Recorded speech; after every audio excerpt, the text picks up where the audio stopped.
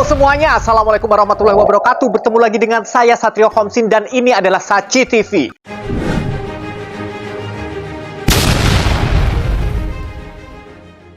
Di channel ini biasanya aku akan menceritakan kasus-kasus kriminal, cerita-cerita horor, dan sesekali kasus-kasus atau kisah-kisah yang sedang viral yang terjadi di jagat maya di luar sana.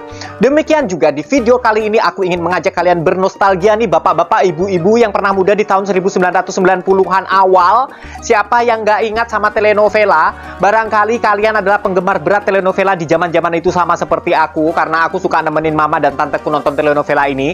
Dan salah satu telenovela yang paling terkenal adalah Maria Mercedes yang dibintangi oleh Thalia yang sampai saat ini detik ini usianya udah hampir 50 tahun tapi tetap saja masih cantik jelita, makin kaya raya, makin cantik jelita, karirnya makin gemilang di Hollywood sana karena dia dinikahi sama Tommy Mottola, produser musik paling kaya raya di Hollywood. Nah, benernya di video kali ini yang ingin kita bahas atau ingin aku ceritakan ulang adalah bukan Maria Mercedesnya atau Thalianya atau kehidupan pribadinya si Thalia ini, melainkan ada satu tokoh yang ada di dalam telenovela Maria Mercedes itu yang sangat ikonik, penampilan baik itu penokohannya dan juga warna rambutnya, make upnya cantik banget, tapi sayangnya segatal itu dia itu karena ini memang tokoh antagonis di dalam film tersebut yang mana di dalam Maria Mercedes itu dia itu merebut suaminya si Maria Mercedes, si Josh Lewis itu. Ya Allah, masih inget banget ya gue ya, tua lah aku ini ya sekarang ya, iyalah udah 40 masa nggak tua. Di cerita itu semua ibu-ibu pada nunggu kemunculan si Mystica ini. Jadi ini nih tokoh namanya Mystica yang mau kita gibahin ya. Si Mystica ini memang nyebelin, memang gatal. Si Mystica ini memang tokoh antagonis, sosok yang sangat dibenci banyak orang. Tapi kalau dia nggak hadir di satu episode saja, semua ibu-ibu udah pada nungguin. Semua penggemar telenovela itu kayak ada yang kurang kalau Mystica nggak muncul. Keunikannya salah satunya adalah penampilannya, gaya berpakaiannya yang dalam 153 episode Maria Mercedes itu nggak pernah ganti baju, nggak pernah ganti potongan baju, nggak pernah ganti warna baju, nggak pernah ganti kain baju, pokoknya penampilannya kayak gitu aja, tatanan rambutnya kayak gitu aja. Kemudian dia pakai sarung tangan warna pink atau fuchsia dan gaunnya itu berwarna hitam. Sempat dia itu dikatai sama si Maria Mercedes ini sebagai sosok perempuan berambut merah seperti wortel yang nggak pernah ganti baju. Sebenarnya ini juga mengundang tanya para penonton waktu itu, kok bisa sih? Kenapa sih dia ini nggak pernah ganti baju? Ternyata dia ini bukan nggak pernah ganti baju, Darla, tapi dia punya baju itu berlusin-lusin, berkodi-kodi di dalam lemarinya. Itu memang model, ukuran, serta warnanya, serta bahannya itu sama semuanya. Dan itu terjawab pula di dalam satu episodenya Maria Mercedes. Dimana waktu itu mungkin aku yakin banget banyak sekali penggemar Maria Mercedes yang baru bisa tidur lelap malamnya saat sudah mendapatkan jawabannya. Karena kita mikirnya selama ini sebelum episode itu ditayangkan, itu tuh dia nggak pernah ganti baju, apa nggak dicuci, apa nggak pernah mandi, apa gimana gitu loh. Saking ikoniknya dengan warna hitam berkilau-kilau dengan bahan sequin itu ya Darla ya. Jadi sampai-sampai di satu episode diceritakan bahwa sebenarnya Mystica ini kan udah punya suami tuh namanya si Esteban kan. Esteban ini tuh meninggal dunia dan di saat hari pemakamannya si Esteban dia tetap loh pakai baju tuh warna hitam ya iyalah ya. Tapi maksudnya di sini tetap dengan bahan yang berkilau yang sama seperti yang dia pakai sehari-hari cuman beda model seperti pengantin. Jadi segotik itu nih si Mystica. Entah antara gotik, entah antara Broadway, entah antara Gatsby, pokoknya penampilannya kayak gitulah. Kalian bisa lihat sendiri ntar dari insert gambar yang aku sertakan di sini ya. Dan Mystica ini aku wanti-wanti banget nih ya, jangan sampai tinggal di Jakarta. Jakarta udah macet Mbak Miss. Karena kalau kamu tinggal di sini biar makin macet lagi apa gimana? Soalnya si Mystica ini kalau naik sepeda motor, itu sepeda motornya tuh warnanya adalah pink yang sama dengan warna sarung tangannya dia. Dan dia juga punya seekor anjing yang aku nggak tahu namanya dan nggak pernah disebutkan pula namanya siapa di situ anjingnya itu. Dan Mystica ini punya sepeda motor warnanya pink sama dengan sarung tangannya dia, dimana dia itu nggak pernah berhenti men-touch up make upnya dimanapun dia berada, sembari itu di tengah jalan, di lampu merah.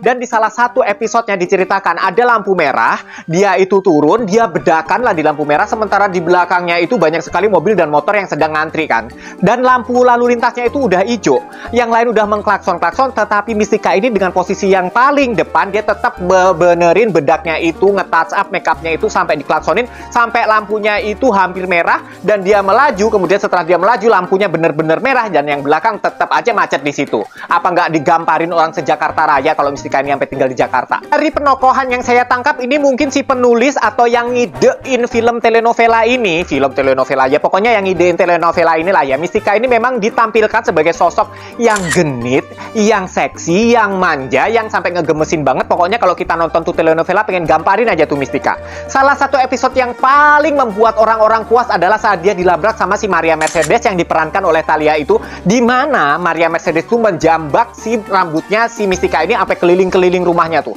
Dia minta tolong dan gak ada yang nolongin, bahkan anjing kesayangannya pun gak berani melawan si Maria Mercedes. Di situ banyak ibu-ibu yang kita nonton tuh sampai teriak-teriak. Barangkali kalian adalah salah satu orang yang berteriak-teriak waktu episode ini tayang. Ayo silahkan ramekan kolom komentar di bawah siapa yang nonton ini, dan bawa adik-adik yang belum tahu ini apa Maria Mercedes. Kalian bisa kok, kalian bisa cari di YouTube telenovela Maria Mercedes, itu memang secantik itu, dan itu adalah telenovela pertamanya si Thalia ini yang ngetop di Indonesia dan yang membawa dan melambungkan nama Thalia ini sampai menjadi bintang telenovela paling terkenal di seluruh dunia sampai hari ini, yang dia sampai cantik ya. Untungnya sih ya memang dia dasarnya cantik dari lahir, jadi sampai sekarang pun saat usianya itu sudah mau menginjak 50-an atau barangkali udah 50-an ya, aku juga kurang tahu sih. Si Thalia ini makin cantik, makin muda, bukannya makin tua. Ini gua rasa nih Thalia ini nelen apa pil ajaib, atau kalau enggak dia itu keturunannya Dayang Sumbi, nggak bisa tua-tua sampai sekarang. Yakin deh, kalian googling deh Thalia Maria Mercedes saat ini gitu, ntar pasti muncul di gambar rut gitu. Dia tuh makin muda,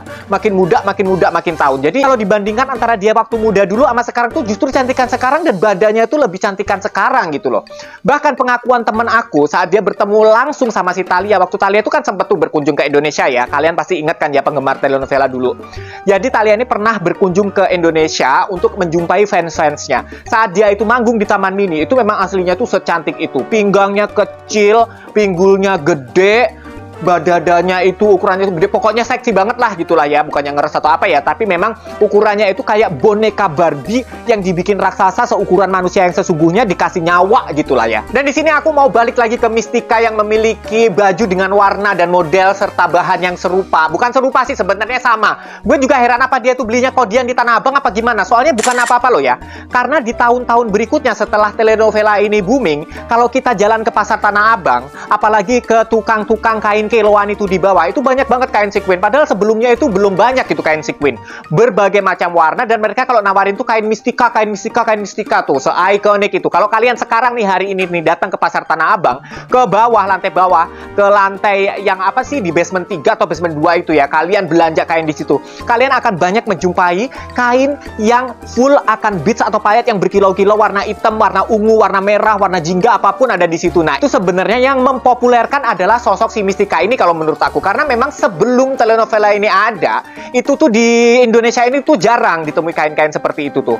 Dan kita kalau sekarang kalau ngelihat nih di pasar-pasar atau di mana-mana atau di toko bahan tuh, kalau misalkan ngelihat kain itu kita langsung ingatnya tuh waduh Mystica, Mystica. Bahkan kalau kita lihat kemasan kado tuh yang warnanya hitam kemudian pitanya fuchsia atau pink tua gitu ya, kita pasti ingatnya itu sosok Mystica. Entah kenapa ya, se-ikonik itu. Dan perpaduan antara baju hitam serta sarung tangannya yang fuchsia atau pink tua itu memang semelekat itu image-nya dengan Mystica yang seksi, manja, kemudian dia itu aduhai, terus mirip-mirip sosok kartun Betty Boo ya kalau nggak salah ya itu. Pokoknya dia tuh seksi-seksi. Kalau kalian sering nonton film kartun yang cewek-cewek seksinya, yang suka nyanyi-nyanyi di atas piano, nah kayak gitu tuh Mystica tuh penokohannya. Yang gue nggak habis pikir kok yang ide aja ya sutradara Meksiko itu kalau bikin drama-drama, emang udah jagonya mereka bikin drama-drama kayak gini nih. Dan ini drama ini tuh sesukses itu loh ya. Dia itu tayang kalau nggak salah tuh sehari tuh sampai 2 kali ada perulangannya. Jadi jam 9 pagi sama jam 4 sore kalau nggak salah.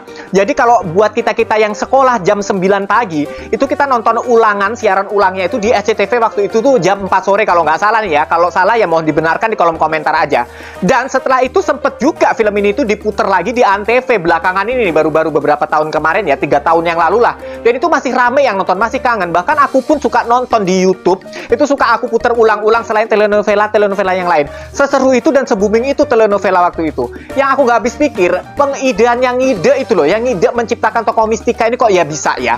Dia itu menciptakan sebuah tokoh yang dimana situ karakternya itu pakai baju yang nggak pernah ganti-ganti dari awal sampai akhir film. Itu tuh 153 episode, bayangkan.